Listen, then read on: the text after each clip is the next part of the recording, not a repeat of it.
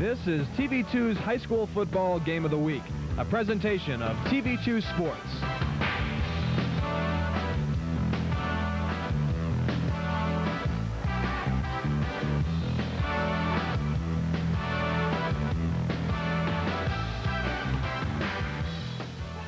Hello again, everyone, and welcome to the final edition of TV2's High School Football Game of the Week. Anthony Everett along with R.J. Gallagher and Terry Brady.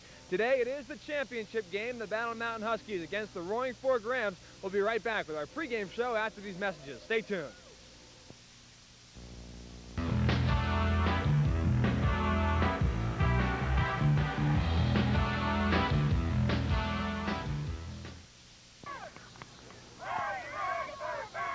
Welcome back to our pregame show. Anthony Everett along with R.J. Gallagher and Terry Brady. The final week of the high school football season in AA competition. And Terry, 13 weeks ago, you and I stood in Steamboat for the first game of the high school football season. I don't think either one of us thought we'd be here today. No, it seems like a long time ago, but it was warm then. I recall it seems like ancient history, but it's going to be a great game today. Battle Mountain's really come along this year. They've shown great character, and they had that opening loss to Steamboat, which really set them back, but they came back through a lot of adversity, played Roaring Fork tough the first time they played. I'm really looking forward to a real tight, close contest, and it's going to be great. Should be the best game we've had all year. RJ, last year, Roaring Fork, of course, made it to the semifinals. This year, they've gone that one step further. They sure did, and I think at the beginning of the season, they had two goals. One was to win the Northwestern League Championship, which they've accomplished, and the other is to win the state title, and they're here today. It's going to be a great game. I think that, like Terry stated, we're going to see a much higher caliber of ball first meeting, and it's going to be a lot of fun all the way to the end. What about the fact that two Northwest League teams have made it to the championship round? It's fantastic for the Northwest League. It's going to elevate the play of every team in this league. It'll bring in more boosters, more support, make the teams more competitive, and it's going to be just great for everyone involved. Well, in the shadow of Cypress Mountain, it's the championship game. The Roaring Fork Rams against the Battle Mountain Huskies, and we'll be right back with first quarter action after these messages. Stay tuned to the Game of the Week.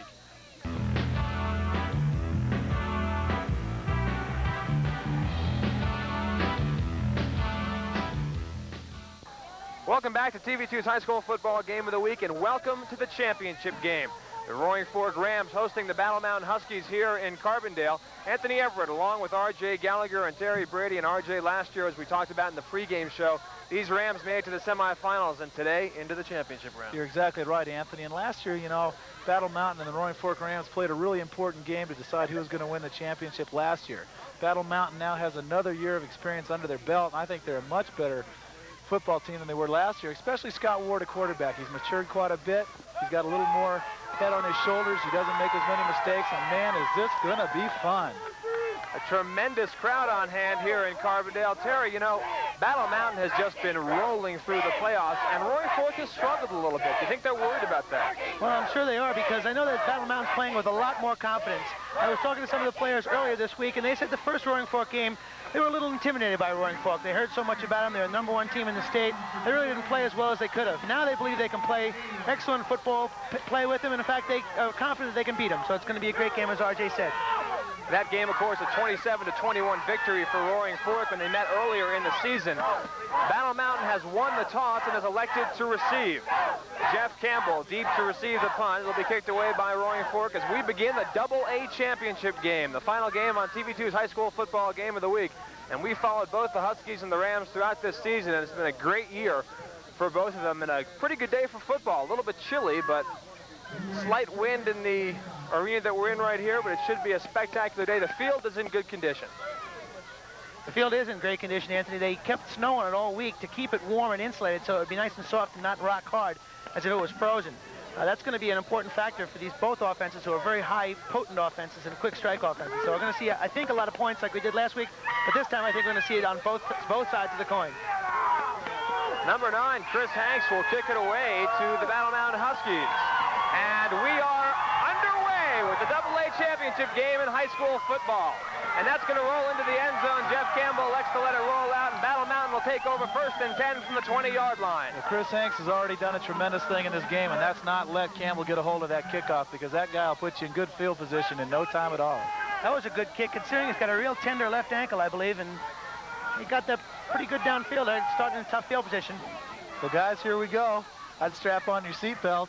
And get ready for this one because we're going to see some energy out there today. I need a seatbelt. The Battle Mountain backfield, as always, Scott Ward, the quarterback, John Davis, the fullback, and the speedster, Jeff Campbell, at the halfback position. This goes up the middle to John Davis, and he finds a little bit of running room, a gain of 3. We'll call it 2nd and 7 from the 23. That was a nice conservative opening. Run up the middle, set up the outside runs. It's going to be a great game. I just can't wait. I can't wait for each play to come along. You know, in between times, you're like waiting and waiting. Battle Mountain, Anthony, has been throwing the ball a lot better than they have during the season. We threw the ball really well last week against Pagosa Springs. We'll see if they throw it a couple of times on this drive. 2nd down right now. And that goes to the speedster, Jeff Campbell, and he pops close to 1st down yardage across the 30-yard line. He should have it. We'll wait for the official spotting. Definitely familiar offensive calls for Battle Mountain right now. Take a few pops up the middle, hopefully get that outside softened up a little bit, and that's when you go for your big yards. Well, last year, I believe, in the big game to get to the playoffs, which Battle Mountain failed in, they threw the ball, I recall, on one of their first series and was intercepted by Hanks and run back for a touchdown. I don't think they want that to happen again. They want to get a couple of licks in, as RJ said, and get the old blood flowing in the game. And Battle Mountain gets the 1st down. It'll be 1st and 10 from the 30-yard line. And the option. And it went to Davis up the middle, and he'll get a couple of yards. May have fallen forward for 4. We'll call it 2nd down and 6. 2 Northwestern League teams in this championship game. The first time that has ever happened. And the first time since 1976 when Burlington beat Yuma that 2 teams from the same league have made it to the championship round. Oh, Anthony's been staying home studying this week, not Terry. I've been working. I've been studying. 2nd and 5 right now for the Huskies as they're on a bit of a drive on their first offensive possession of the championship game. Ward looking to pass. And that's complete to Hayward Lafferty, but probably no gain on the play as he got it right about the line of scrimmage. No, there really wasn't any gain on that play, but I'll tell you what, it's important for Battle Mountain to throw the ball anyway, just to loosen things up a bit. Whether they gain a lot of yardage or not, it's something that's going to help their offense throughout the day. I have to agree with you 100% on that one. They have to mix it up a little bit more, otherwise they're going to have 11 men on the line of scrimmage going after the run. Just underway in the first quarter of play, 10 minutes left to go, no score in the AA championship game. 3rd down and 5 right now for the Huskies. Big 3rd down play coming up, and Scott Ward calls a timeout. Apparently did not like what he saw in the defensive secondary of the Roaring Fork Rams. Unusual for high school football, Scott Ward occasionally calls his own plays. He did it a couple of times last week and proved successful. He's a real cagey quarterback, and as you said, RJ, he's come a long way since last year. Yeah, he has, and that was a mature call. You don't want to waste a timeout, but you also don't want to have a turnover this deep in your own territory. And they've done that, like you said, Terry, in the past that have really put them in a hole. Speaking of turnovers, as we know, the Roaring Fork Rams in the first meeting of these 2 teams had 5 fumbles last time. Definitely kept Battle Mountain in the game just with their own turnovers. They'll really have to tighten it up this week, and I got a feeling they will. The road to the championship game for both of these teams. For Battle Mountain, they were 2nd in the Northwest League. They beat Gunnison 35-23 in Gunnison, then a 41-6 victory over Manitou, then a 53-6 win last week over Pagosa to get them to the finals. We'll tell you about Roaring Fork in just a minute. Right now, 3rd and 5, a critical play for the Battle Mountain Huskies following the Scott Ward timeout.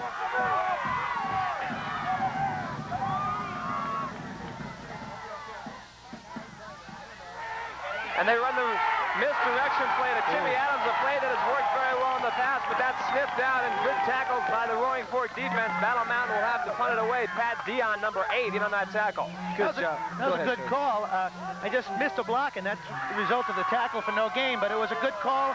The Battle Mountain Huskies moved the ball a little bit, got it 1st down, got their game legs. Now J.C. Moritz is going to try to punt him out of a hole. He's been doing a great job, too, throughout the playoffs, getting Battle Mountain out of bad field position. Hanks and Bakenko drop deep to receive and slips. And unbelievably, Scott Ward picks it up. And he's down. Scott Ward across midfield. Well, there's a flag down. I don't think he can advance that ball. I don't think he can either. I'm not sure on that call, but that was a heck of a play. J.C. Moritz, I think you jinxed him, RJ. He's been kicking the ball great. He slipped on that one. I tell you what, if this is what we can expect for the rest of this game, it's going to be something else. We'll wait for the official indication right now. You see the officials going across the field to speak to the coaches of the Battle Mountain Huskies. Moritz slipped down. The ball was then touched by a Roaring Fork player, then recovered by Scott Ward.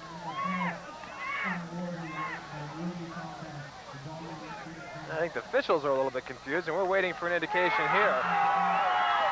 It'll be first down for Roaring Fork deep in Battle Mountain territory. So the first big break of the game goes to the Roaring Fork Rams as Moritz slips on the field. Well, this is the first test of the game, a test for the offense of Roaring Fork and a test for the defense of Battle Mountain. Critical series. Just to give you guys a feeling, Battle Mountain this year, they scored 373 points, and they only gave up 104. Their defense has come a long way. Well, we'll see Roaring Fork's offense. Mike Patch, the quarterback. Jeff Bukenko in motion right now. And that goes to Chris Hanks. And he will get absolutely nothing. May have lost a yard on the play. We talked to Hanks before. That was not Hanks. Was that Hanks? Yeah, it was. You know, we talked to Hanks before the game, and he didn't look like he made a real tough cut right there. And he said he's at 90-95% of his strength. I don't think it'll bother him too much in a game with this kind of importance, but anyway, he's not at 100%. Didn't look like that one, but Called a loss of 1, second down and 11 right now for the Roaring Fork Rams. Critical series for the Battle Mountain Huskies. The pitch out, this is to Hanks. Hanks trying to get to the outside, and good pursuit by the Battle Mountain defense, and a loss again on the play. It'll bring up a third down and 12, and the Battle Mountain defense rising to the occasion. Boy, they strung that out beautifully, and Hanks just didn't have the speed to get around the corner. Did you guys see Campbell come out of that pile-up? There's some emotion out there today, huh? I tell you, they're ready. Both teams are ready. That was a good play. The trademark again of the Battle Mountain defense, that great pursuit.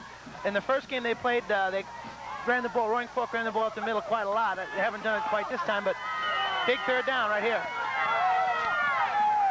3rd and 12 for Roaring Fork, as they have gone nothing but backwards. And Patch looking to throw. Good pressure, and he has to throw this one away. It'll bring up a 4th and 12, and the Battle Mountain defense really sticking in there. That was Dan Pond, I believe, in on that play. That was a good rush. They need that rush because their only weak spot, or clear weak spot, is their secondary. They need a good pass rush to compensate for that. They got it that time. People have chewed them up in the secondary. I noticed the last couple games I had done with Battle Mountain that they had gotten much tougher. And I know I wasn't with you guys in some of these past games. How have they played during the playoffs? Oh, they've been playing well during the playoffs. They really have. Super. A couple interceptions. They ran a couple back for a touchdown, especially the one at Gunnison. That was a back right there. Interesting call right here. We'll wait and see if Roaring Fork elects to punt it away. They come out in a normal offensive set as if they're going to go for it. They don't know the meaning of punt. Yeah. And they're looking to pass. And a good rush again. And Patch eludes that rush, looking to go downfield. And a good play by Mike Thompson, number 7, and Jeff Campbell, who get over there, and the ball will go over to the Battle Mountain Huskies. Good play all around. That was a good play by Campbell. He gave him a good lick when the ball was thrown. Yeah, he really did. Good job by Patch. Showed his mobility there. He also, he had nothing to lose. He had to put the ball up. They're going to get the ball back anyway, so it was a good play. I think that's a real big defensive series for the Huskies. I think if Roaring Fork had been able to take that in, it really would have hurt them most. It's really important because to go down 7-zip or 6. On the first play of this drive. 1st and 10 for the Huskies from the 35-yard line. No score in the first quarter of play. And that's Davis, and Davis has good running room. He'll get out to about the 47-yard line. Should be good for first down yardage. John Davis is amazing with his speed every once in a while. He pops out. He can really get out there and run. He's a big guy, but he can also run. So is Hanks. Same type of running back. Something else about Davis, he's an emotional player, and if the tide's going with you, he really will perform better, and I think that's an important fact for him. It is a first down. The ball spotted at the 47-yard line of Battle Mountain. The Davis 12-yard gain on the last play. Ward setting the offense for the Huskies.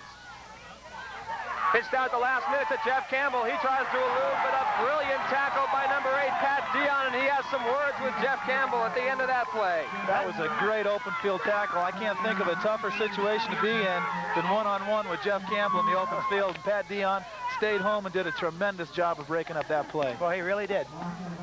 Loss of a yard on the play. It'll bring up 2nd down and 11 for the Huskies. 6:41 left to go in this first quarter of play from Carbondale, the AA championship game. Ward again setting the offense on the near side of the field. That goes straight up the middle to Jeff Campbell, and Jeff finds some running room. He's across midfield, still on his feet, and he'll fall forward for a gain of about 6 yards. It'll bring up a 3rd and 5.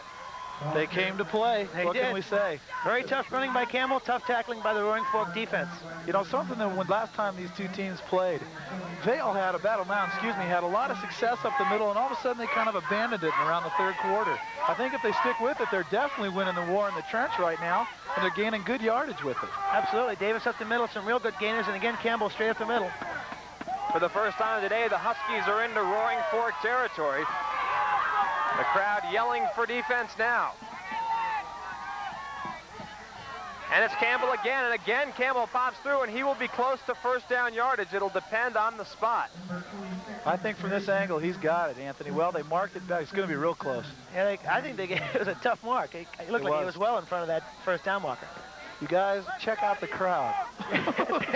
We're packed in here like sardines. They're going to measure. We're going to have a measurement with 5:41 left to go in the first quarter of play. No score in the AA championship game. We'll be back with the rest of the first quarter after these messages. Stay tuned.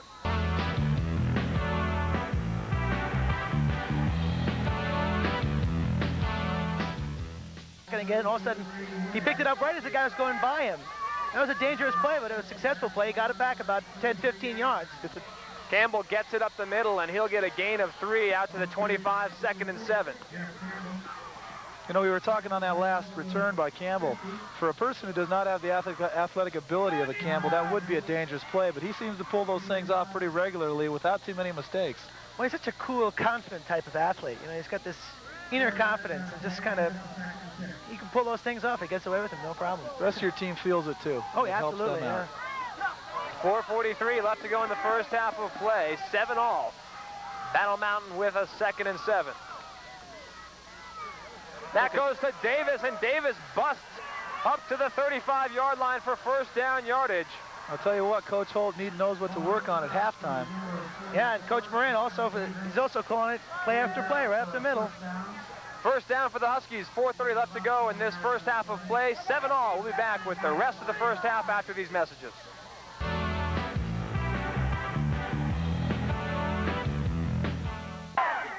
4:14 left to go in the first half of play. We're all knotted up at 7 in the AA championship game. 1st and 10 for the Huskies. It's a counter. Counter to John Davis, and Davis stood up and then brought down, but not before, again, a gain of about 5 yards. And I'll tell you, he's averaging at least 5 a pop. Yeah, he does a nice run. He runs hard. He's getting a good mark by the official, too.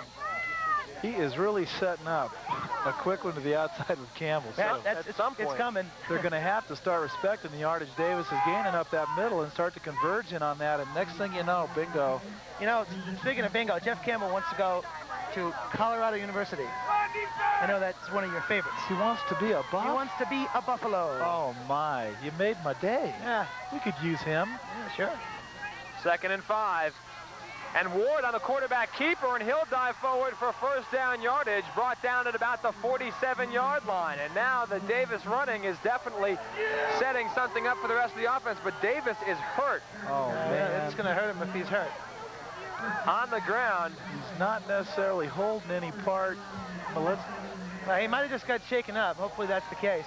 Dr. Brevin's out there looking at him. He's getting up slow. He is by far. Look at him. He says, "You're not taking me out of here." There's no way. It was this one play they can't get him out for anymore. He's been the key to this game so far today also. Changing little words, too, with the Roaring Fork defense. I think maybe someone took a cheap shot. A lot of these people are really blocking till they hear the whistle, and it's really good to see. He went off to the sidelines just screaming. John Davis is mad about something, perhaps a cheap shot. Who knows? He's really fired up, and don't get him mad. Yeah, let those sleeping giants lie. Beautifully said. Scott Ward again, the quarterback keeper, and he will bust forward across, and a flag on the play. I think you may see a late hit here. I don't know. It could be anything. Look at that pile of humanity out there. That's really fantastic news that Jeff Campbell wants to go be a Buffalo. You know, I said that they could definitely use him. They could probably use him today, as a matter of fact. Face mask, you see the penalty will go against the Roaring Fork Rams, and that'll chew off quite a bit of yardage, and Battle Mountain on a drive. That's a big play. It's a drive saver. That's a 15-yarder against Roaring Fork, and it'll bring the Huskies all the way down to the 35-yard line of Rams territory. Davis is back in, all fired up. He's ready to go. Scott Ward, a little bit of equipment difficulty being attended to by the official. 3:10 left to go in the first half of play, all knotted up at 7, and Battle Mountain knocking on the door a bit. No, Well, I didn't do I'm it. waiting for you. I didn't do it. Boy, if I ever heard a lead in for that, Anthony just gave it to you. Oh, you missed a chance. And the pass, batted down at the line of scrimmage. Chris Hanks following it up, but it is an incomplete pass. Batted down was an understatement. Well, you know, I think that Ward's going to have a little difficulty throwing that pass because he does throw with a low trajectory, and those guys up front are all tall for the Roaring Fork Rams. It's going to be a little problem. Also, you know, with the option that you run, you don't drop back very far No. either, because you go along the line of scrimmage and then just come back 2 or 3 quick steps. And by then, you've also got pursuit in your face. So it takes a really talented quarterback to get that ball off. And Scott's had a great season. He's been passing really well. He's 11 for 16 in the playoffs, so now 11 for 17. 2nd and 10 following the incompleted pass. And there's the pitch out to Jeff Campbell, and not much to the outside, and Eric Spear on a good tackle, and then the rest of the Roaring Fork Rams come to his aid, and Campbell may have lost a yard. Well, Eric Spear made a great play, and the reason he did, because if Campbell got outside of him, he might have gotten 6. That was a great play. Credit both Eric Spear and Pat Dion with some tremendous tackles so far. Well, they're really containing. Yeah, you just beat me to it. Those 2 corners, and they could be the difference. Call it a gain of a half a yard. It'll bring up 3rd and 9 for the Huskies. Hayward Lafferty, number 85, bringing the play in from the Battle Mountain bench. 2:11 and counting now in the first half of play. Big play here. If they get some yards, Hayward has the foot to even try a 40-yarder, but they got to get a couple of yards here. And fumble. And that may have been recovered by Roaring Fork. The officials, though, indicating that it went Battle Mountain's way, but the fumble will gain them 2 yards. It'll bring up a 4th and 7, and we'll see what the Huskies elect to do here. Well, it's too far for a field goal. It's a 50-yarder. You know, it's too bad, though, because I think this really is 2-down territory for the Huskies, and they really just wasted one of them. They really could use that. Although they picked up 2, which is better than they did on 1st and 2nd down. I'm not sure we'll see it in Coach Moran's playbook, but anyway, it worked. Well, you know, this is a good time for an option pass with Campbell. Maybe the hook and They got ladder. a long way to go. Yeah, 8 yards. Long way to go. They got Lafferty out wide, and so they got Davis out wide. I mean, Adams out wide, too. There it is. To J.C. Moritz. And he's very close to 1st down yardage. That depends on the mark. It'll definitely depend on the mark. He was spun around at the end there, and it's going to be real close. Boy, was that a great throw and catch right there. Ward did a great job of getting the ball to him. Good catch by Moritz, and he runs well when he gets the ball. It's gonna Official be timeout. awfully close. Boy, everybody holding their breath right now for this Dead one. silence. We have a minute 9 and a 1st half. down, and that is about as close as you can get. That was about a half an inch, just the very tip of the football. And that's a play that was very successful last week against Pagosa. J.C. Moritz scoring a touchdown in that exact play. Yeah, exactly. A good play, good call. Minute 9 to get in. So was that Ward's first completion of the day so far? First completion. Not a bad time to do it. Nope, not at all. 1st and 10 from the 25. Time becoming a factor. 1 minute exactly now and counting. Scott Ward barking out the signals. That goes right up the middle to Davis, and he'll power through for another 5 yards. But here is a key. Battle Mountain has used 2 of their timeouts already. Yeah, they have. I'm going to save that one. 43 seconds and counting. I wouldn't be surprised if they saved it For a field goal for try. a field goal try here. Maybe try one shot at the end zone and then go for a field goal. 33 seconds and counting. Ward looking to throw. Good rush, and then throws it away wisely. Well, I tell you, Eric Spear kind of got his foot planted the wrong way and fell down. Yeah, he got did. the ball out in a little good shape. Jason Moritz had a good chance of catching the ball, but it was a good play. Got to throw and stop the clock. Well, he had a lot of time, but also good coverage by the secondary of the Rams. You know, it's tremendous. He had a lot of time with about a 3-step drop. Yeah. Incredible He did. Good work by line. the offensive line. Yep, exactly. Good line blocking. Well, if anything, it stopped the clock and gave them a chance to catch their breath. 3rd and And 6 load up with again. 24 seconds left to go. I'd take another shot at the end zone and then try for a field goal if you don't make it. Oh, Hayward split wide, and so is Adams again. He just made an audible, I think, guys. Hayward's about triple covered, though. Exact same play. It's hook and The ladder. hook and ladder, it's pitched out to Campbell, and Campbell's going to have first down yardage. He's out of bounds. It's called a hitch and pitch, they call it. I know. call it You hook just and ladder. love it, too, I love Terry. that thing. That's That the reminds me one of my schoolyard day. That's great. You know, they've been using that throughout the playoffs, and you know the Roaring Fork coaches have seen it, but it's very difficult to defend, especially when you ran a play similar to that for a first down last time. You bet. I think they do that to set up. They push the receiver out a little wider when they go to throw, and when not, they go a little tighter. Yeah, I'm sure that's what they're doing, Terry. Good call. They really set it up perfectly, First too. and 10 from the 11, 17 seconds left to go. How many times have we said it? No better halftime speech than what? Gonna score right before the end of the half. I knew you'd know that, RJ. First and 10 from the 11. Pitched out to Jeff Campbell. He's got some running room. Jeff Campbell, touchdown, Battle Mountain. The 11-yard touchdown run with 11 seconds left in the first half of play. Boy, oh boy, they're going nuts on the sideline for Battle Mountain. Good play. You knew Campbell was going to sting you one of these times. Yeah, What a very perfect time to impressive drive. It really Very was. impressive. Some big third down plays, a big fourth down play, 2 fourth and long. completed catches, hook and ladder or pitch and whatever. What's that? do it. Hitch and pitch. Hitch and pitch, okay. Really set up a lot of nice plays there. And, of course, you know Campbell's going to get outside on you sooner or later. Campbell, the 11-yard touchdown run. Hayward Lafferty on for the extra point. High snap brought down, and the kick is good. 14-7 in favor of the Huskies with 11 seconds left in this first half of play. Coach Moran's coming down off the scaffolding across the way. It was BYOS for the bring your own scaffolding for the Huskies. They weren't provided one. They brought one and built one right before the game. Get a shot, if we can, across the field of the Battle Mountain fans. You see a lot of them over there.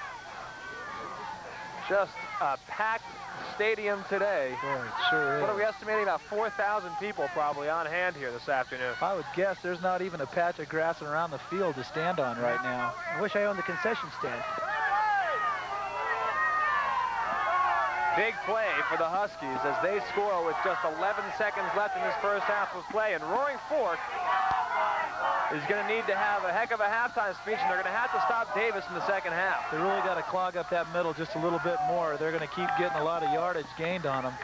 And I think they'll probably come up with something. These guys are experienced. They've been here. They've been behind and come back and win. And I think we're going to see a great half. Oh, yeah, it's not over. Lafferty with the squib kick, picked up by Eric Spear at about the 20. He's got some good running room. Eric Spear, it's into the open. Hayward Lafferty is the last man that's going to have a shot at him.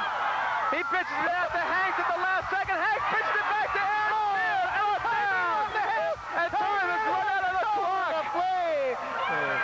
Oh, penalty flag with time ran out. It can't end on a defensive foul. I think the flag was it was a forward lateral to back to Eric Spear from Chris Hanks. Oh, We'll no. wait and see an official indication. Tremendous way to end the first half. I hope our cameraman David Way kept up with that. Our officials are conferring right now. Is this rugby or what? We got a clip against the Rams. They'll decline that.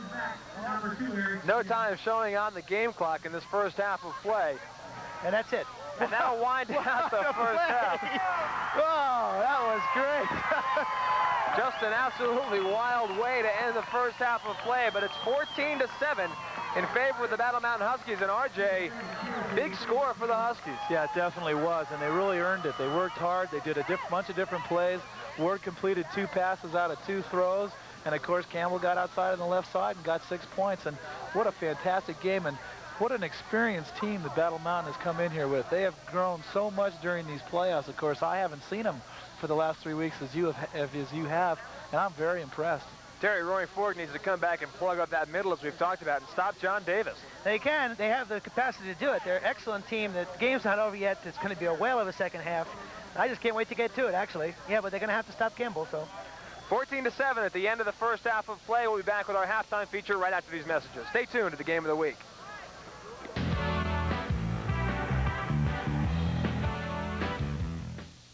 Welcome to our halftime show. Anthony Efford along with R.J. Gallagher and Terry Brady. 14-7 in favor of the Huskies at the half. And Terry, the Huskies look very good in that first half of play. A lot of runs up the middle to John Davis. Yeah, they really did look good up the middle. They're going to have to make a couple of adjustments in the second half. Probably get Campbell outside a little bit more, control the ball, keep doing what they're doing, and they have a real good chance of winning this ball game.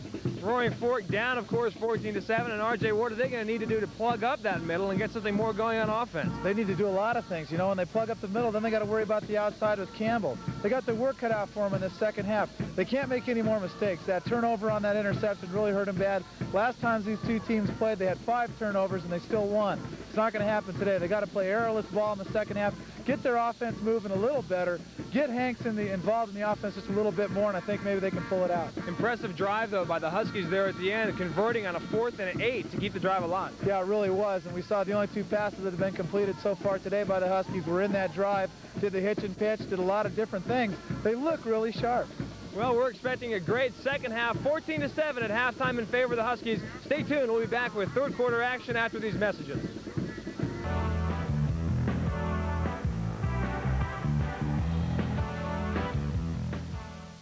Good shot of Steve Moran atop his perch where he calls the plays for the Battle Mountain Huskies and the Battle Mountain banner beneath him. And they're on top 14-7 as we begin the second half of play. The Huskies will kick off to the Roaring Fork Rams. And a big series coming up for Roaring Fork as Battle Mountain scored late in the first half to put them on top by a touchdown. Well, they're getting the ball back, which has got to help because they really have to do something quickly.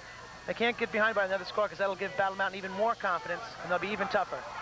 Hayward Lafferty kicks it off, and we are underway in the second half of play. The ball bounces around, picked up by Eric Spear, who had a good return last time and a crunching tackle, but he doesn't go down by John Davis. And then a penalty flag late from one of the referees, and we'll see what this indication is. I don't know what that could be. Boy, it's against Battle Mountain, the indication, but I sure didn't see anything out there. No, really, he suffered a good pop.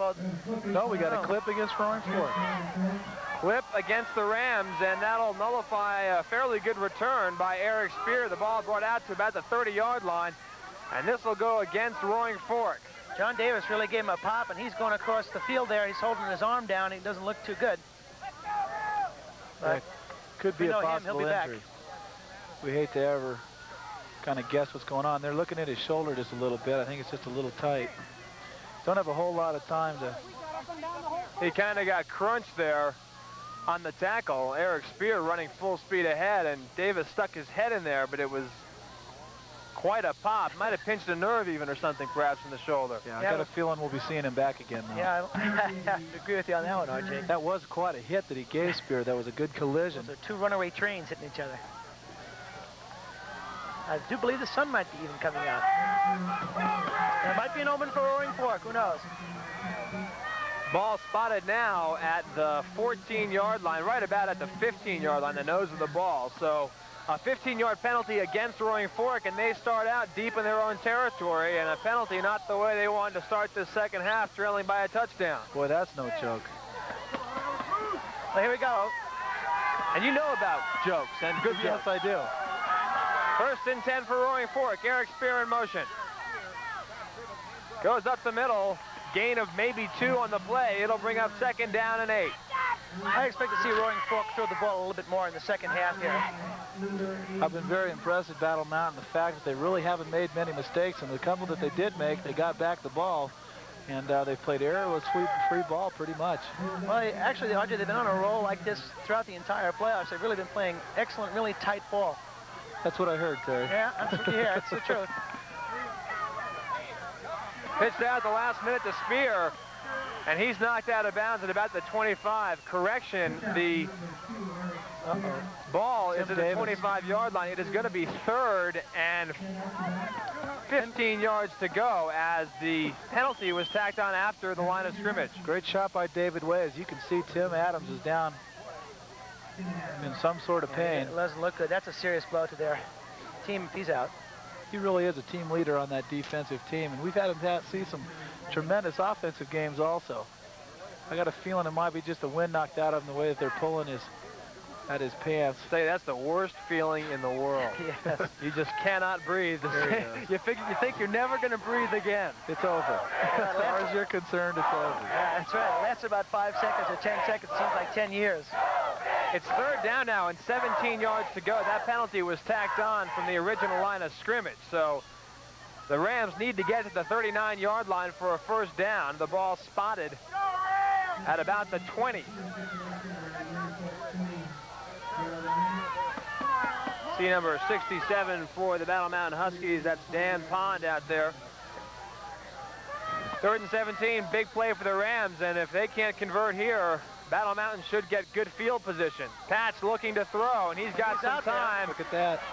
And Eric Kelly, number 81, was open, but too far to the outside by Mike Patch. And 4th and 17, and Roaring Fork will have to kick it away to the Huskies. That was a good play by Mike Thompson. He didn't let him get behind him for the first down. He kept everything in front of him. Even if he did catch the ball, it'd still be 4th and 10. You know, it's awfully early to say something like this, but that penalty may prove to be a very big play in this game that they got at the beginning of the second half. Well, the field position they should end up with here is going to be tremendous. One man dropping deep, Jeff Campbell for Battle Mountain. Chris Hanks will punt it away. Fairly good rush. Look at this. Squibbling kick picked up by Campbell right at midfield. He'll dive to the 40-yard line. 1st and 10 from there for Battle Mountain. They got good field position. A nice little run back by Campbell. He went straight up the field. Pat Dion's coming off limping. I think he's going to be okay. Boy, I think... I'm sorry, RJ. Go ahead. I was going to say that the emotions are running so high that they're really sticking each other out there. We've seen that by a lot of little nagging little injuries. Pat's back here in the lineup now, but they've really been sticking each other out This there. second half has started off just like the first half did, only did with opposite teams. Roaring Fork came out, had all the field position, and now Battle Mountain starting off with it. The fathers of Jeff Bakenko and Pat Busby leading the cheers beneath us. 1st and 10 for the Huskies. Right at the middle to John Davis, and again, success, and they continue to go to Davis, and they continue to go up the middle, and a flag thrown late again.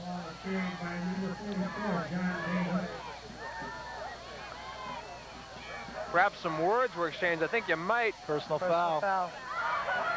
Boy, this is unlike the Roaring Fork team that we've seen all year. They're starting to make stupid errors. I mean, they got to stay in the game. They're not out of it. They're only down by 7 points, and yet they're playing like they were down by 25. I didn't see any late hit or anything. I think that was something that was said, Anthony, and they flagged Jay Denton out there with it.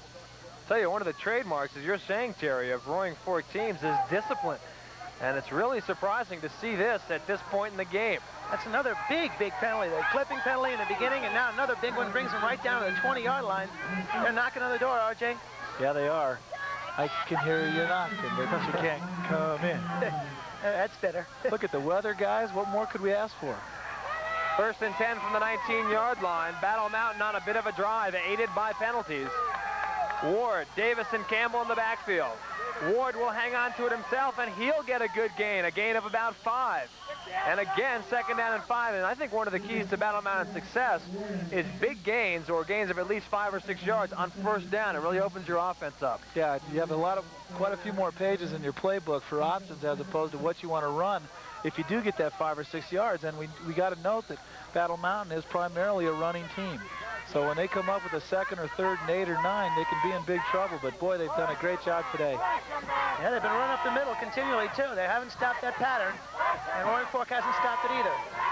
2nd and 5 for the Huskies. Scott Ward again fumbles the snap and then dives forward, and all kinds of flags again. And there are a couple of players going at it a bit. Well, I wonder what that is all about. I saw number... Procedure. Boy, did Chris Hanks come in there and level Scott Ward. You know, during halftime, I was talking to both of you that I thought that Scott was having a little trouble with the snap today, and that's about the 3rd time he's lost the handle. Well, he's lost the handle, but the big key in that is he hasn't let up any fumbles. They've been lucky to get their ball back on the several occasions that he did fumble. Yeah, they haven't lost the ball yet.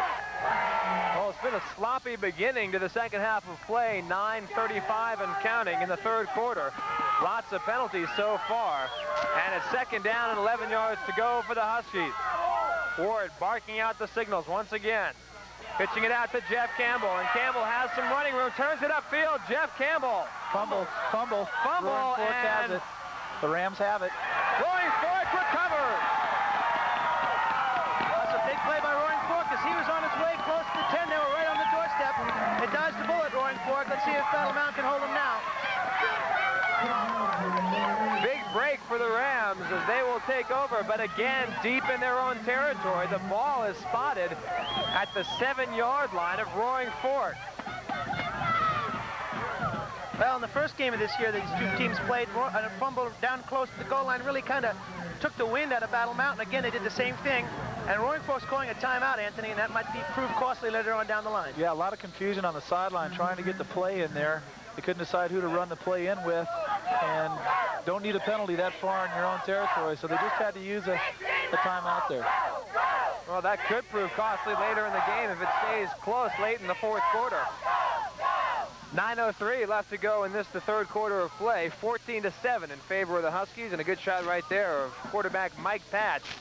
And there's head coach Tim Holtz running out to the huddle as well to confer with some of his players.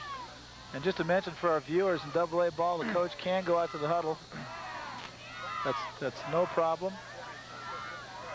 You know, Roaring Fork is down here at halftime. They were down last week at halftime as well in the semifinal game against Lutheran, 7-6. And came back, of course, to win that one, 9-7. So they're no stranger to being down late in the game. No, they're not, and they've been in these kind of situations before. They've been in the playoffs before, and this community's really behind them coming into town today. Lots of banners. I'm not sure if I owned a business today in Carbondale if I'd be open. I think this is where everybody is. A good crowd of, I'd say, at least 4,000 people on hand, and some of them are perched up on the mountaintops around us looking down into her. The cheap seats. Yep. The Bob Euchers. Must be in the front row. 1st and 10 from the 7-yard line for the Rams. 93 yards away from a score. Chris Hanks gets the call, I believe, and knocked back. And now penalty flags go down again. Well, I think they blew the whistle, and they expected Battle Mountain players to stop. I think they don't want this game to get out of hand and get chippy.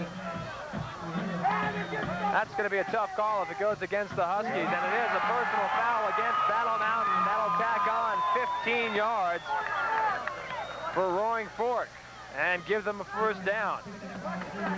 Well, momentum quickly changes, huh? That's what's great about this game.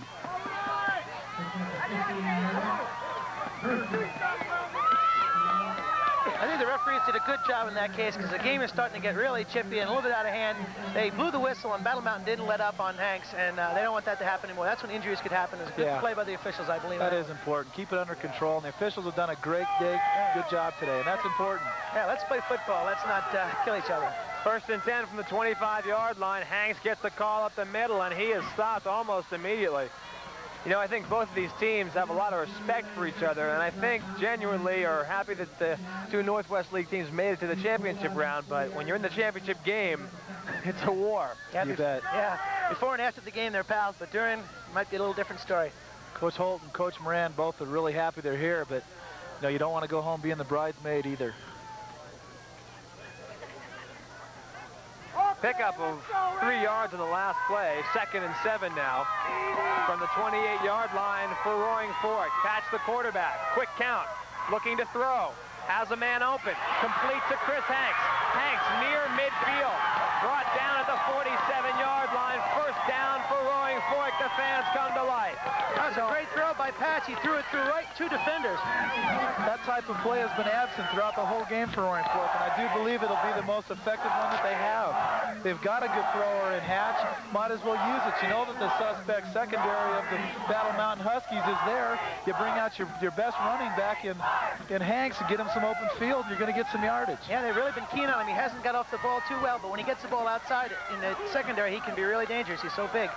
Fumble. Fumble. He made a good play. Held on to it, Mike Patch, and he looks hurt. Oh, that might be his arm. He got Boy, that could be a real costly loss for Roaring Fork. Patch looks hurt, and he is holding his arm. Yeah, he bobbled the ball a little bit there, and Troy Eklund came in and just absolutely leveled him. Let's hope he's okay. Very lucky to still have the ball. Loss of about 8 on the play. It'll bring up 2nd down and 18, but the critical thing right now is the condition of quarterback Mike Patch. And the fans have fallen awfully silent around us. Well, it's been a strange third quarter. We've kind of mucked our way through it. It really has been. There's only 7 minutes and 44 seconds left. Haven't seen a whole lot of football, but have seen a lot of other things. A lot of people lying on the ground, a lot of penalties. Well, with 7:44 left to go in the third quarter of play, 14-7 in favor of Battle Mountain. We'll be back with the rest of the third quarter after these messages. Stay tuned. The TV2 High School Football Game of the Week is brought to you by Balloons Over Vale, Graffiti,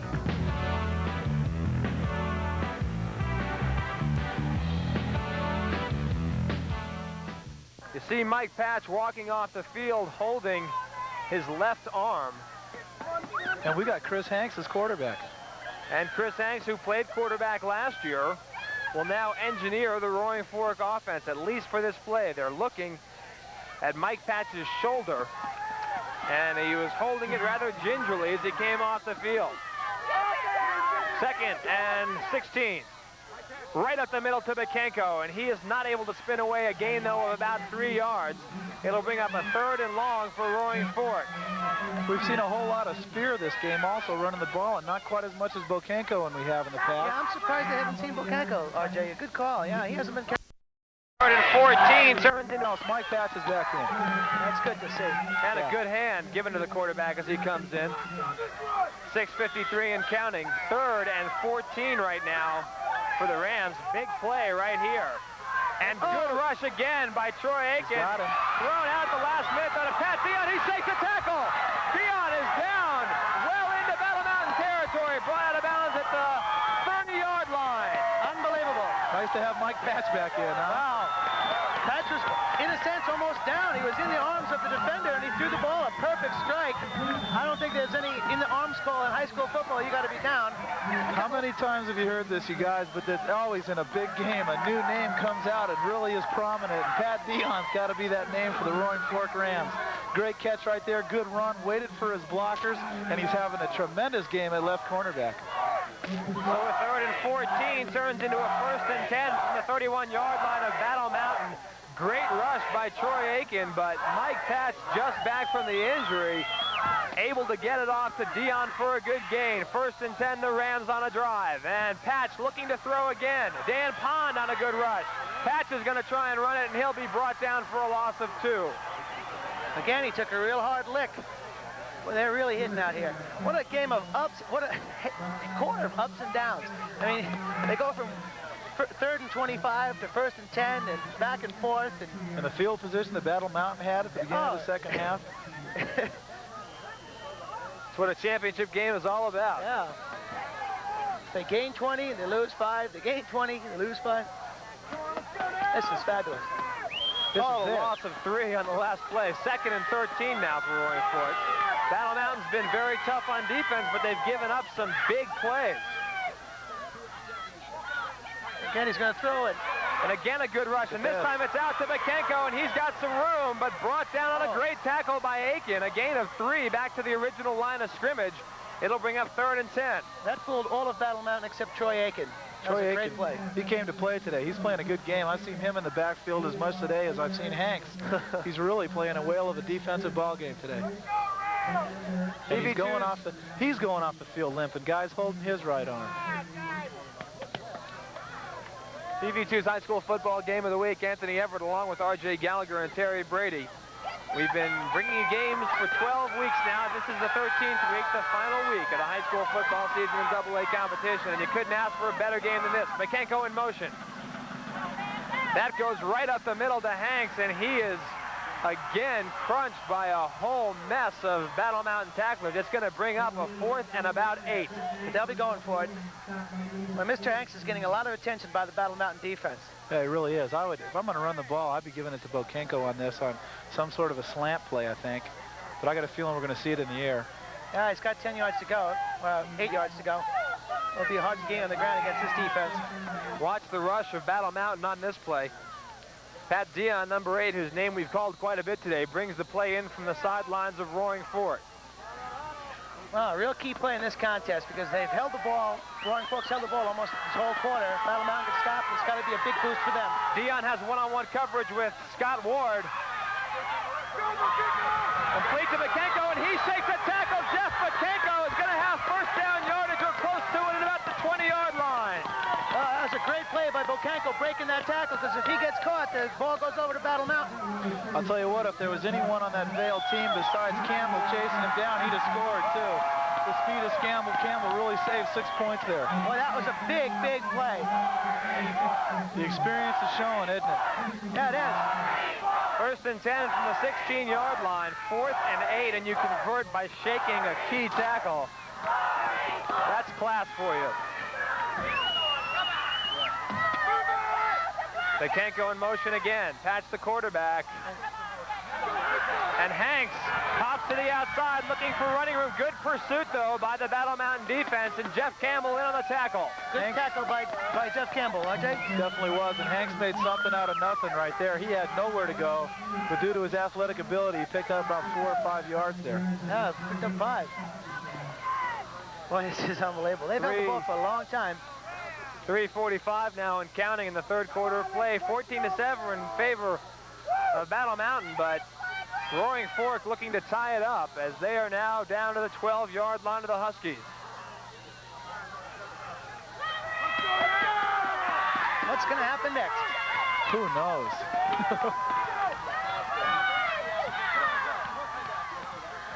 Patch. Spear in motion. Makenko gets the call.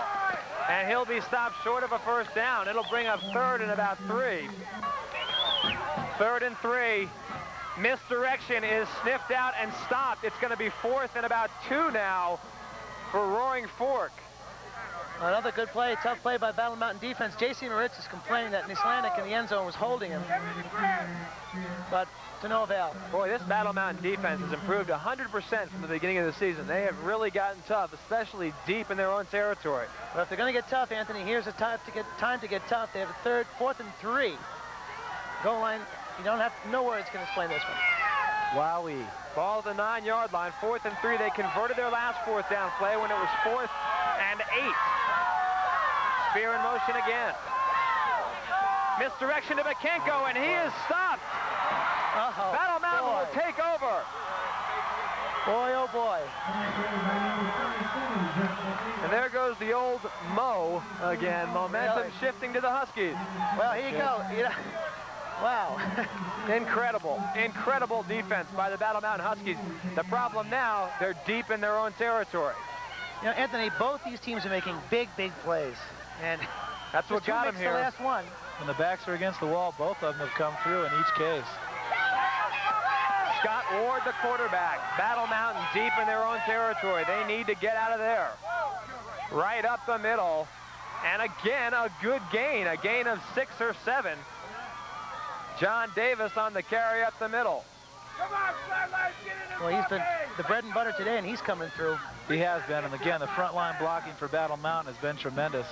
They're really getting off the ball, and he's getting 3 or 4 yards before he's being touched. Yeah. 2nd down, and we'll call it a long 2. Big gain by John Davis on 1st down as Battle Mountain gets a little bit of breathing room. Ward again up the middle, and again a great gain by John Davis, 1st down yardage, and he is just a la the old Ed LaJoy from Roaring Fork last year, carrying tacklers with him. Boy, he's having a super game. He is supercharged. I tell you, tomorrow, they don't feel it today, but tomorrow they're going to be some sore bodies. Yeah, he's showing that the quickest way to one point to another is straight ahead. He's doing a good job today. Also, the blocking of Tim Christensen and the 2 guards. Boy, they're doing a great job just blowing people off the line. 1st and 10 for Battle Mountain. Ball spot at the 24-yard line. Misdirection this time to Davis, and again Davis pops through. Almost a little trouble on that handoff, but Davis made a fine play regaining the ball and heading upfield again, RJ. 2 points, straight line. Straight ahead. They've really been doing a great job of it, and they're just winning the line play. In the trenches, as John Madden likes to talk about, is where the game is won, and Battle Mountain has really got the advantage at this point. And you know, it's been very quiet as Jeff Campbell. You might see him pretty soon. He has been. That's when he scored. Yeah. I'm saying it. Looking to pass and almost picked off by Matt Nislanik. That'll bring up a 3rd down and 5. I think that hit Matt in the back. If he had turned around, he probably would have gotten it right in the hands. You know, I'm just not so sure about that call. You're gaining yardage right up the middle. It's a low-risk type offense to run it right up the middle. If you're going to put it in the air, why don't you really go for it? Air it out. We're running out pattern. I don't think I'd throw it over the middle at that point. Yeah, but they've had a lot of success. If he gets that ball, he goes right off the gut, and he's down there for real big yardage. It's one of those gambles. When it's good, it's good. When it's bad, it's bad. Big 3rd down play for Roaring Fork here. 3rd and 5 for the Huskies. Scott Ward hangs onto it and slips, and I think if he hadn't slipped, he'd have had 1st down yardage. It'll bring up a 4th and about 1. Yeah, he would have, Anthony. He'd had it pretty easily. That's a shame. Well, I would kick the ball out of here. The third quarter comes to an end the exact same way we began it, with Battle Mountain on top 14-7. And we'll be back with fourth quarter action of the AA Championship game after these messages. Stay tuned to the game of the week. It's a great one.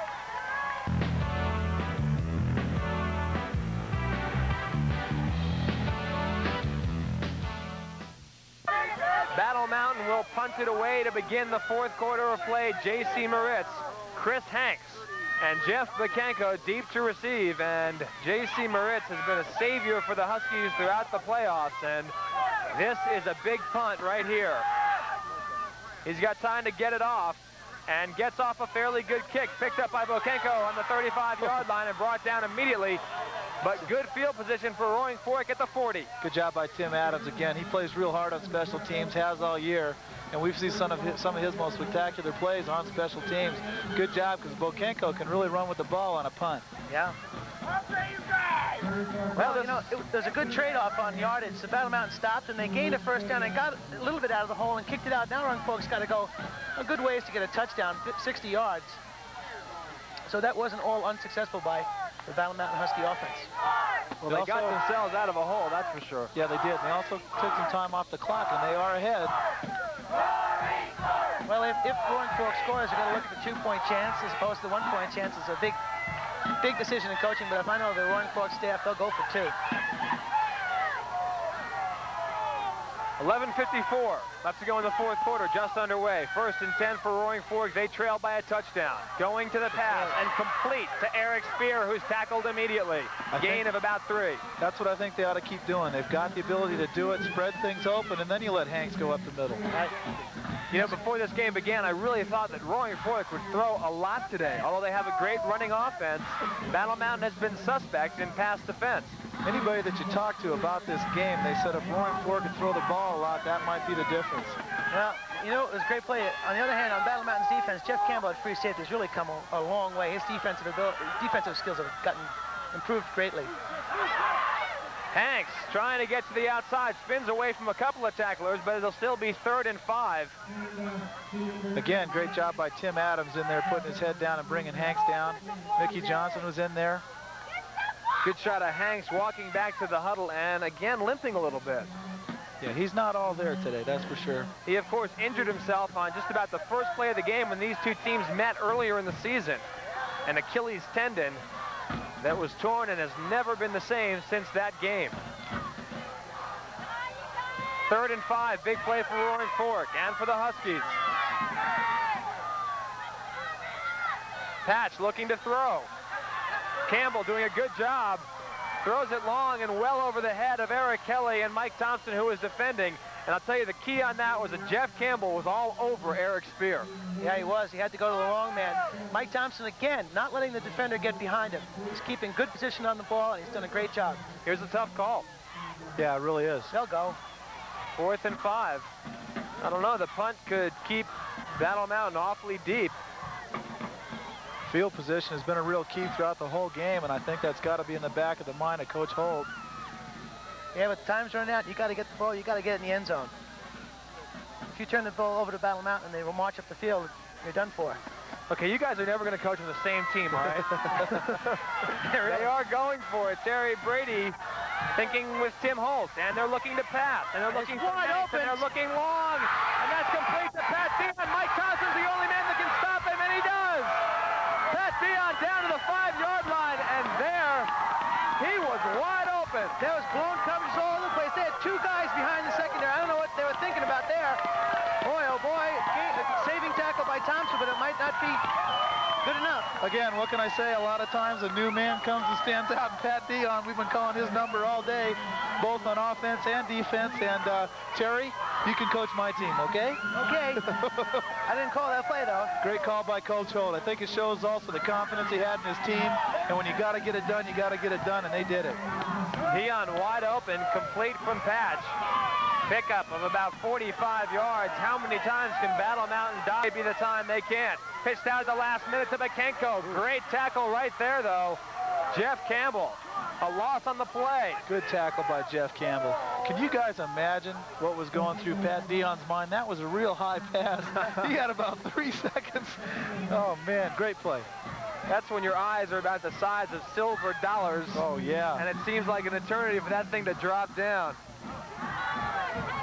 Great job, great concentration by Dion, and what may prove to be a very big tackle by Mike Thompson if Battle Mountain can hold.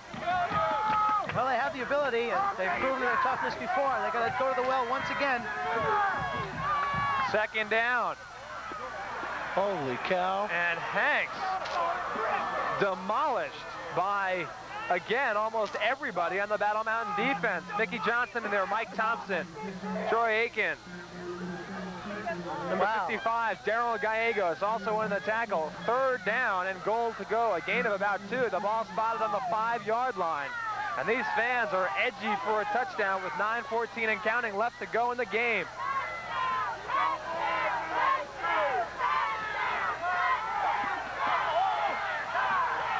Third and goal. Patch, and he's looking to throw, and he's looking for Makenko, and he has Makenko. Touchdown, Roaring Fork! That was an unbelievably executed play. Hey, what do you do now, fellas? You go for 1 or you go for 2? 5-yard TD pass from Mike Patch to Jeff Makenko makes it 14-13, and a big call coming up here. At the beginning of the show, we talked about how important the little things are going to be. This is a very, very important extra point. And from the looks of it, they're looking at going for 1, but that doesn't mean a lot. Yeah. Boy, if they miss it, though, this is going to be close. They're going for 1. At least they've set up that way. The kick is up.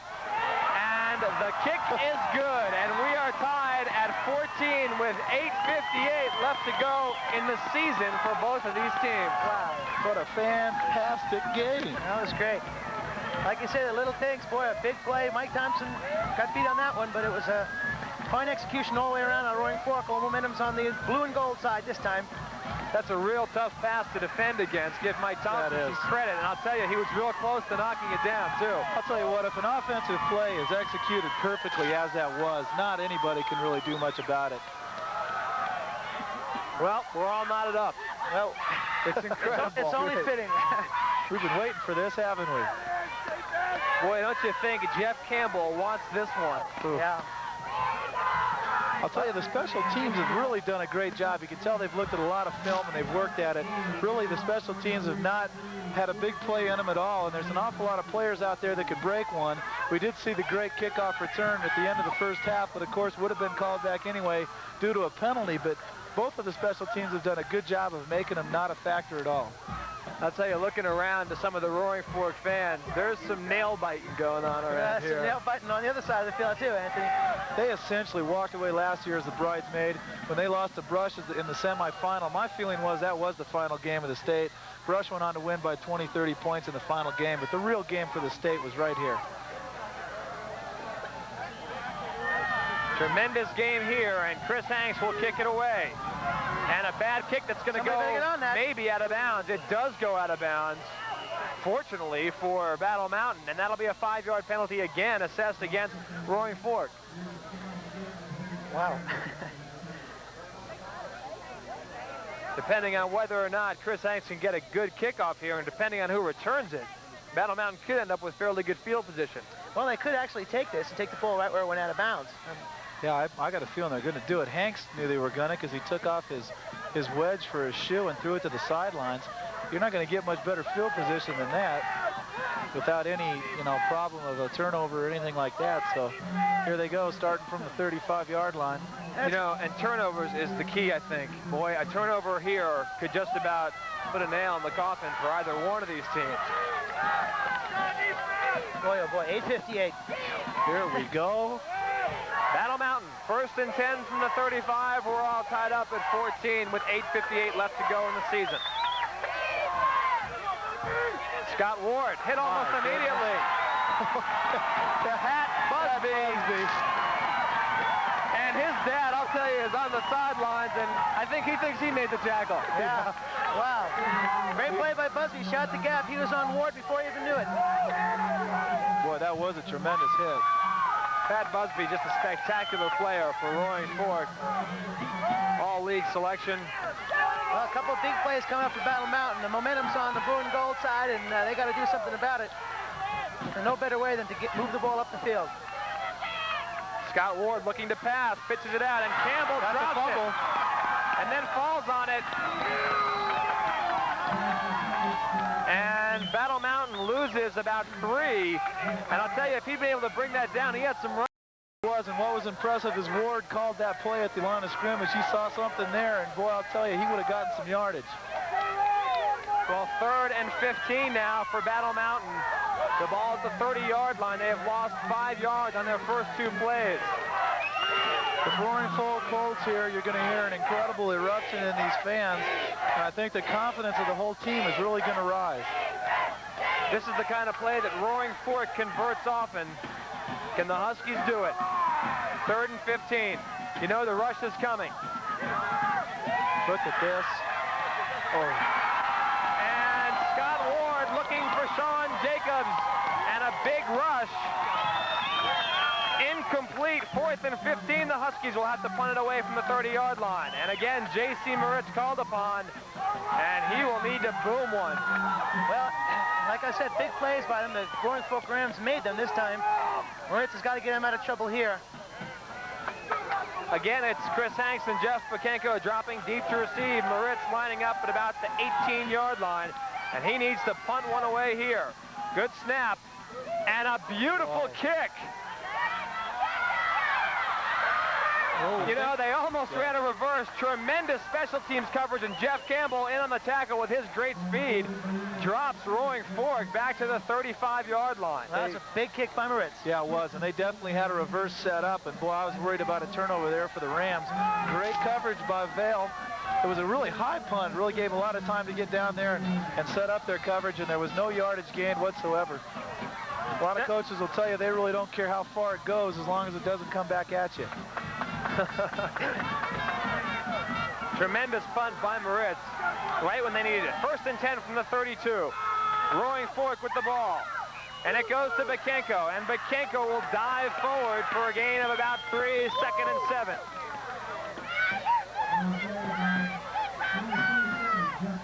.17 and counting. Well, you guys, it was billed as going to be a good one. And I think it's done even better than the billing. If you were going to write a game, this might be what you'd write right here. Well, I thought there was going to be a lot more points scored, but the defense has really risen to the occasion and played superbly. Both teams, excellent. We've had 2 drives stop within the 10-yard line for each team. And one that was awful close that last time. 2nd down, and we'll call it 6. The ball at the 36-yard line. Fans certainly have come to life. The reverse, and now Spear is looking to throw, and he's going to bring it down. He's got good running room. Then runs into Jeff Campbell at about the 46-yard line. 1st down for Roaring Fork. Good play by Spear. He looked upfield to throw the ball. He didn't see anybody. He put his head down, took up off the field, made great yardage. 1st down. Campbell's getting up real slow. You know, they had all kinds of options there. Could have thrown it, could have brought it down, and I think a good play by Eric Spear. He saw the running room, and he took off. Well, it's interesting to see Roaring Fork's just starting to open up their offense a lot more. You know, the first half they're very, very conservative. Now they're starting a couple of gimmicks here and there. They're throwing the ball downfield a little bit.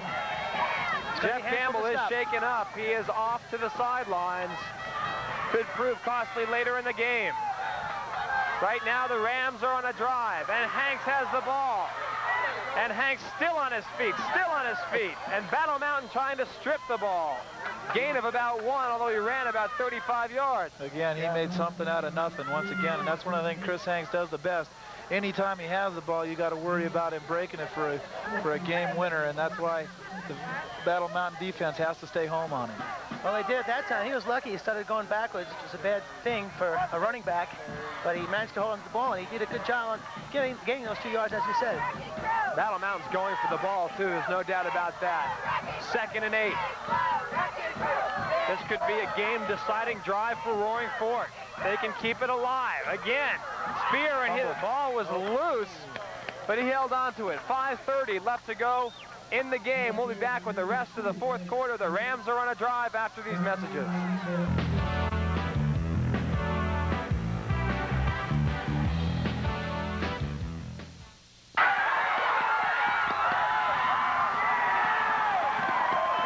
missing the tail end of a first down play for Roaring Fork. We missed the beginning of it for you on a tape change. Hanks on the pitch out from Jeff Bakenko, 1st and 10 for Roaring Fork. The ball spotted now at the 42-yard line. They are into Battle Mountain territory.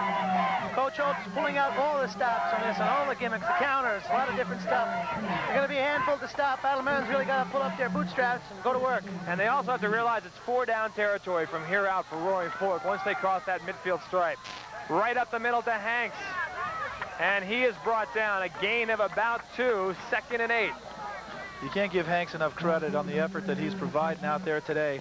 A lot of these runs that he has would be losses with a lot of other running backs, but he's getting something from them, and that really helps. It really does. They got 2 yards on that. That could be the end of like a 4-down situation. If you get 2 or 3 yards on each down and 4 downs, Amantha's correct, that's 12 yards, it's a first down. Like you say, it's a very big play getting those couple. It helps, even though it's a couple of yards. I got a feeling we're going to see the ball in the air here. 2nd and 8. The clock is running right at the 4-minute mark. Campbell's back in, by the way. Don't you think the stomachs are churning on both sides of this field? And you called it, RJ. Patch looking to throw. Incomplete, looking for Bakenko. Essentially the same pass they scored the touchdown on, but good coverage that time. Sean Jacobs out there on Bakenko. Well, Sean was in between the receiver and the quarterback and made him throw over. And consequently, the ball fell incomplete. Boy, oh boy, nail-biting time. I'm starting to bite mine right now. 3rd and 8 now. 2 plays you have to figure Roaring Fork will take to get these 8 yards. They've gotten it on 4th down before. The Huskies need to hold. 3:52, the clock stopped on the incompleted pass.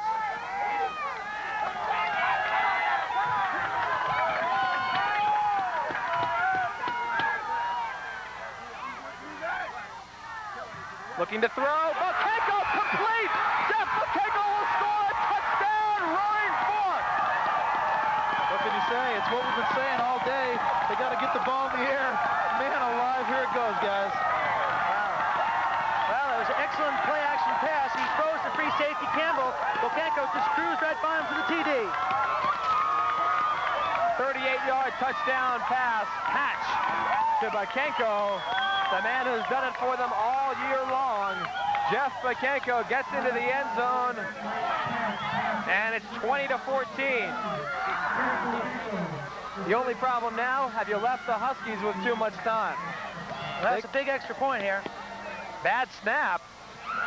Brought down, and it is good. 21-14 now in favor of Roaring Fork. Good job by Patch to get that snap down and still get that extra point. And as we were talking about, that can come out to be real important.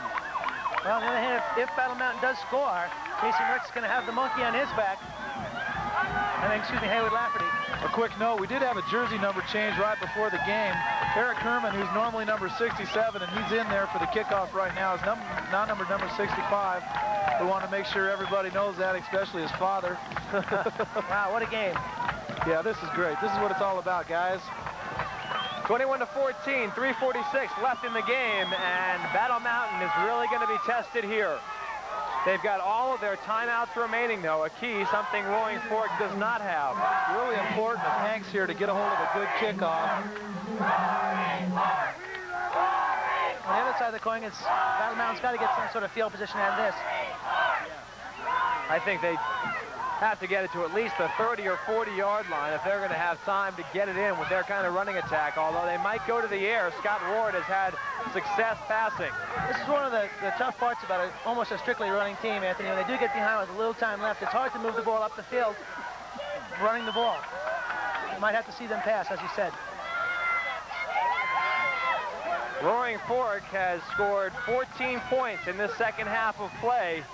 The Rams Roaring Fork wants timeout real bad. Sorry, Anthony. Coach Holt really saw something he didn't like and wanted timeout badly. He's going to make some personnel changes now. He's bringing in Bakenko. Well, he's bringing in the heavyweights because he doesn't want a big run back on him. The Battle Mountain Huskies have been held scoreless in the second half of play. They were on top 14-7 at halftime. Pat Phelan out there now talking to the Huskies in their huddle. And 14 unanswered points by the Rams makes it 21-14. Recapping the scoring for you in the first half, it was Bekenko on a 2-yard touchdown run that made it 7-0 in favor of Roaring Fork. It was all tied at 7 when Davis went in on a 4-yard touchdown run and Lafferty converted the extra point. 14-7 late in the first half. Campbell an 11-yard touchdown run, and that's where it stood at halftime. In the second half, it's been all Roaring Fork. A 5-yard TD pass from Mike Patch to Jeff Bekenko made it 14-all to tie it up. And then the touchdown you just saw, 38-yard TD pass, Patch to Bekenko, 21-14 in favor of the Rams. That's where mental discipline really comes in, Anthony. They got to get their offense going. They can't worry about the 2 big plays they scored on. They just got to go to work and see if they can put it in the end zone. And this is where controlling those butterflies is also real important. A lot of nerves, I can guarantee, on both of these teams. Tremendous kick by Chris Hanks into the end zone on the fly. That's the first time I've seen that all year. It was a whale of a kick. You know, when you got to do it, the good come through, and he just did. That was a fantastic kick. Doesn't give Battle Mountain even a chance to run the ball back, and that's what you wanted. This is some of the worst field position they've had all day, just because they didn't get a chance to touch the ball on the kickoff. Well, 80 yards. Got to be controlled. They have plenty of time, 3 timeouts left. A second to even kick off the clock on that kickoff. What amounts to an entire season comes down to an 80-yard gap right now for Battle Mountain. That's how far the end zone is. 1st and 10 from the 20. Give it to Bread and Butter. Give it to Jeff Campbell, and he gets a couple of yards, but is brought down almost immediately by the Roaring Fork defense. Hanks, Bekenko, Busby, Kelly, Schauster in on the tackle. Just what you were talking about, Terry. Emotions are starting to run high, and you don't want to make any mistakes, get an unnecessary penalty or anything like that. It could really hurt you. Well, I think that this is 4-down territory all over the field now. They're not going to punt the ball away or give it up.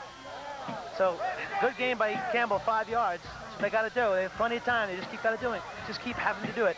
I tell you, they can't spend a lot of time in the huddle either. The clock is running 3:20 and counting right now. Sean Jacobs just came in with the play. 2nd and 5 for the Huskies.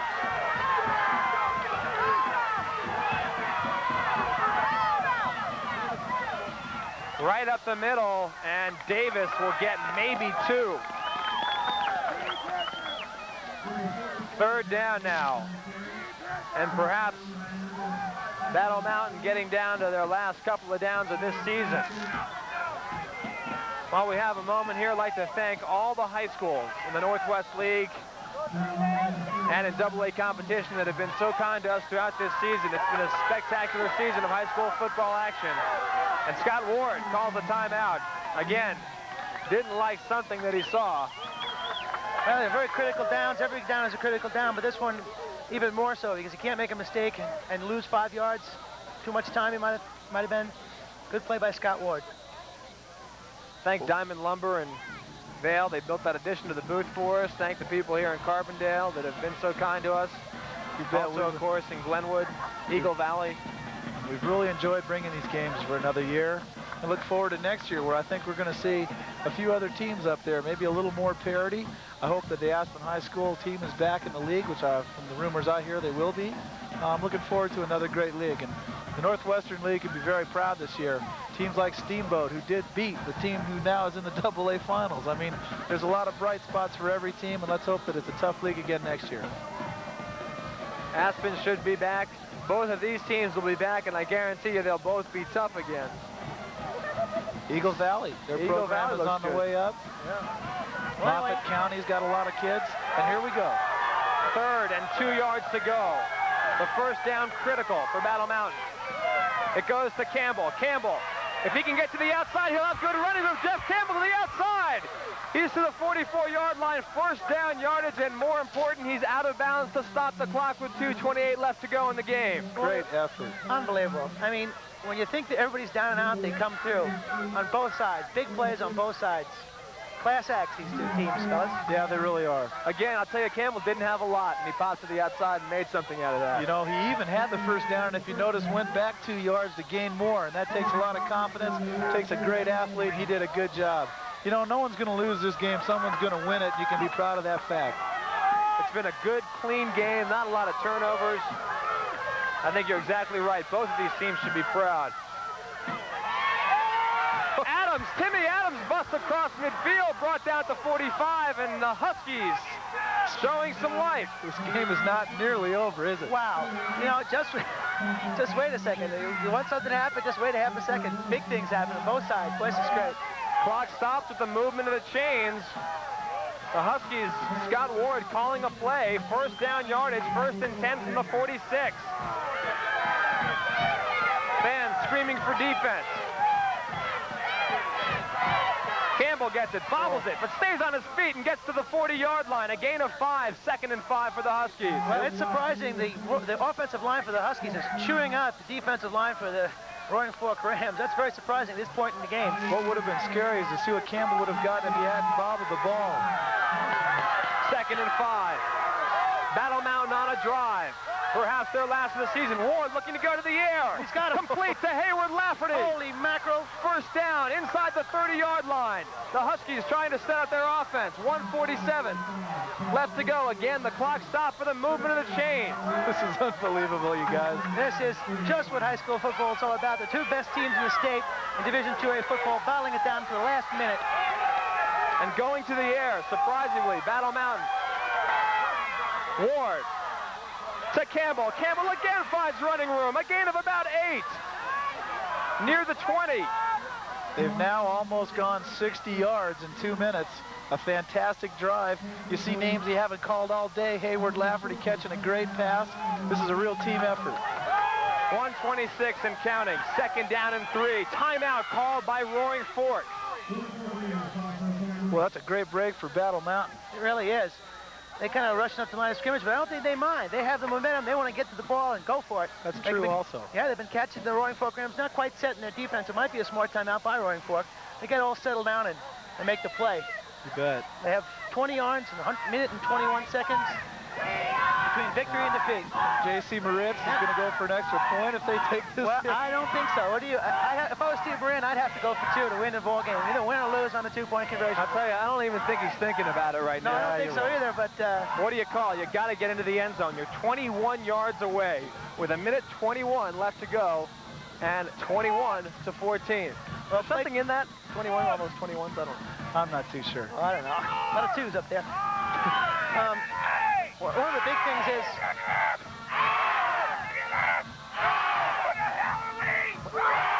just took a time out there to let you listen to a little cheering of the Roaring Fork Ram fans. They're really going for it. What I was trying to say is that Coach Moran all year has been coming up with the right call at the right time. And it doesn't seem any different on this drive. They've been just mowing the ball up the field. I wouldn't be surprised to see a halfback option, a screen pass, anything. The hitch and pitch. The hitch and pitch. It worked once. You might try it again. It's going toward the sideline. A screen, I think, would be a real good call here. I do too. We haven't seen it a lot from Battle Mountain this year. They used it a lot last year. When we have seen it from the Huskies, it's worked very well. 1:21 left in the game. This is it. A lot of crowd noise. Ward trying to call his signals. Adams gets it and has first down yardage and is then brought down. We'll see where they spot the ball. I believe he had. You bet. And again, the clock stopped for the movement of the chains. Big breaks for Battle Mountain. Yeah, and that's a smart football team, too. They're right on the line of scrimmage, ready to go. They're wasting absolutely no time. He's got 1 or 2 plays called. They're not wasting any time at all. Wow, I can't believe this. This is unbelievable. Ball on the 15-yard line, 1st and 10 for Battle Mountain, but it's the entire 15 yards they need to get into the end zone. 1:07 and running. Davis, and he's going to be close to the 10. Let me tell you something, guys. I'm having a real hard time not being a spectator. Yeah, really? I'm sorry about this, but this has been a lot of fun. 52 seconds, and Battle Mountain calls a timeout. Well, I think they have 1 left. And they can use it at the critical time. Wow. What do you call now, guys? The Battle Mountain's thrown a couple of nice passes for touchdowns in the Pagosa game, Anthony. I know we watched that. Would you go to the air in this situation with 10 yards to go, or just keep pounding away with Davis? That's what that got pass you there. to J.C. Moritz has been very effective. A little short out pattern. It's the one they use for the hitch and pitch. Is that what they call it? Yeah. Hitch and pitch. It's the one they use for that. And I think maybe go to that and give the option of the pitch. Have Campbell out there if you need it. They're on the near side of the field. Throw that to the far side and see if it works. Ward has been definitely on target with his last few passes also, which is a factor. Yeah, well, I think that they're going to have to consider the time here now. If they do run the ball a couple times, So they might just try it, running it once, and then going for a pass and stopping the clock if it's incomplete, and they still have a timeout to play with. I'll tell you, I think you can run it once or twice, or maybe just once, and then just throw it 2 or 3 times into the end zone. You know, go for the end zone every time. You got plenty of opportunity to score here. It's second down. Also, you got to be conscious of the downs. Second and about 6. The fans come to life beneath us. Ward, the quarterback. Pitch out to Campbell. Campbell's got room. He's going to have to turn the corner, though. He does turn the corner. He's going to be out at about the 5-yard line. Very close to first down yardage, too. Wow, look at the speed on him. He ran right around Eric Spear, and Eric had a great angle on him. Oh, that's Pat Dion out there. He did. He made the little juke in, just enough of a step to get around, and unbelievable speed. The quickness, the feet are amazing. Really, he's got quick feet. Wow, this is unbelievable. You couldn't have written this better, guys. What can you say? 43 seconds left. And they're knocking on the door. I tell you, the key here, though, is it's third down, and they need to get about a half a yard. First things first, I tell you, I think you run John Davis right up the middle, get that first down, and then you got 4 shots at the end zone, and I might even pass it every time. You betcha. I like that slant play off the right tackle. It's been very successful. They've gotten at least a half yard every time with that. 43 seconds left in the game. I know. I'd pass the ball right now. If it goes incomplete, then you run for the first down. But then again, boy, that's why we're up here. Let's just watch and enjoy it. 3rd and a yard. There it is. Campbell. Campbell's going to have first down yardage. They've got to move the sticks. 40 seconds. That play took just 3 seconds. Oh, my. Timeout. Battle Mountain. 1st and goal from, we'll call it the 3.5-yard line. 40 seconds left.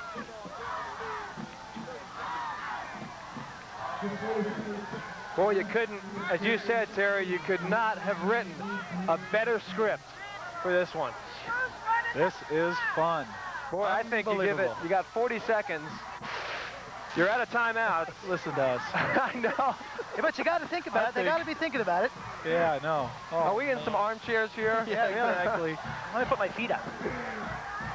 Oh, yeah. What a drive, you guys. Unbelievable. They've gone 77 yards. Well, they Anthony, are 3 yards away from the end zone. You called it before, and they said when they scored, they said, did we give Battle Mountain too much time? And it looks like they might have, but boy, oh boy, however it ends, it's been a dandy. This has been.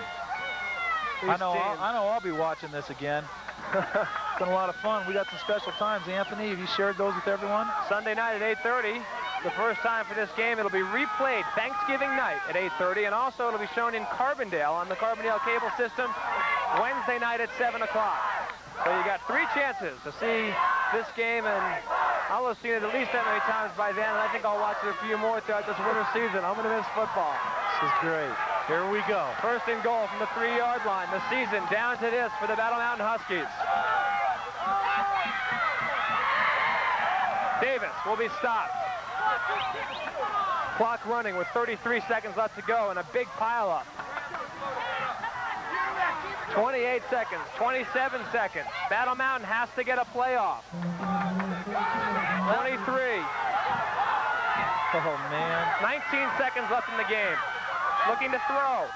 Touchdown! Hayward Lafferty! Touchdown, Battle Mountain!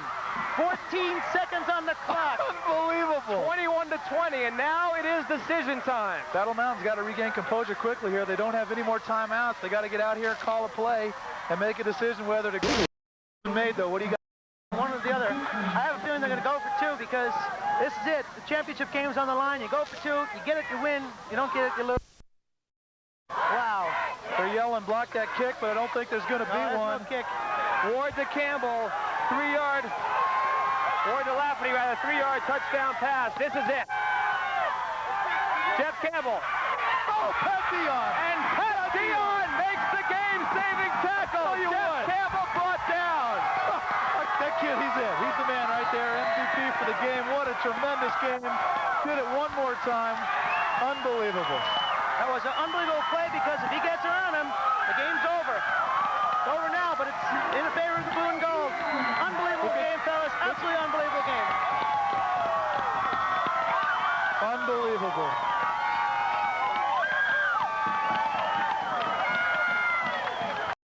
Battle Mountain player with his head down. What a tremendous effort. If you look on the field, John Davis is running up, exhorting his team, saying, let's go. We still have a chance to get an onside kick and do something magic. I know, it's great to see two fabulous teams. It really is a shame that one of them has to lose. 21-20, 14 seconds left to go in the game. And Pat Dion, certainly our MVP for this one. Well, he has to be. That was the clutch tackle at the clutch time. As RJ said in the very, very beginning of the game, those 1 point, the little things are the ones that decide the game, and it ended up being that way, or it seems to be that way. You know, Jeff Campbell's high school career is going to come to an end after this game, and he has got to hold his head high, certainly not look low after that tackle. He's had a tremendous high school season, a tremendous season this year to bring the Huskies this far. Here comes the onside kick, and it'll be fallen on by Roaring Fork, and well,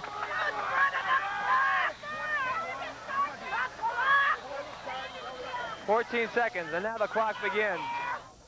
Well, that was something. And the fans count it down. High school football in the AA competition has come to an end, and the Roaring Fork Rams are the AA champions. 21-20 over Battle Mountain in the final game from Carbondale. And RJ, I think, as we've said a couple of times, there's no reason for Battle Mountain to hang their heads, and I think you're going to see a heck of a display right here. These two teams greeting each other and congratulating each other on great seasons. The effort on both teams was unbelievable. Like I said before, no one lost this game. Roaring Fork just pulled it out and won it, but Battle Mountain did not lose it.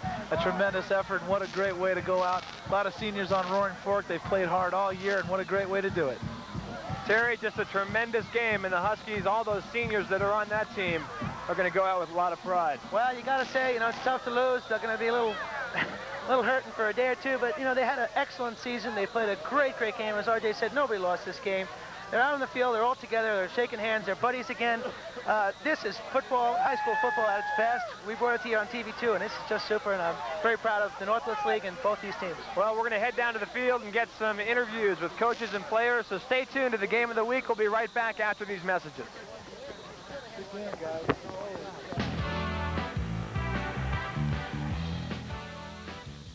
Welcome to the post-game show. Coach Tim Holt of the Roaring Fork Rams, and you just about couldn't have asked for a better championship game than we had today. It was a heck of a football game, Anthony. We knew Battle Mountain had a great football team. We were real fortunate to get out of here with our lives. We felt like that we had to put some pressure on them there in that last series. We came with an all-out blitz, and it made Jeff Campbell go just deep enough so that our corners would have time to read it and come up. And it was just a great football play, and we had a couple, and a great team effort. It was just, you know, you couldn't ask for anything more from both teams. Both coaches should have a lot to be proud of over on Battle Mountain. So I think that Coach Moran's done a great job this year. That they've got a lot better since we played them last time, and either team could have won this football game. Our kids never let their heads drop, and they just did a great job. They go 80 yards to score late in the game to tie the game up or to come close to tying it up. They go for the 2 points. Would you have gone for the same decision, you think? Yeah, you have to. I think that you have to go for the win at that point because you can control the situation a little bit more than if you have to go back on defense in overtime. And, of course, you never know what's going to happen if you give the other team the ball again.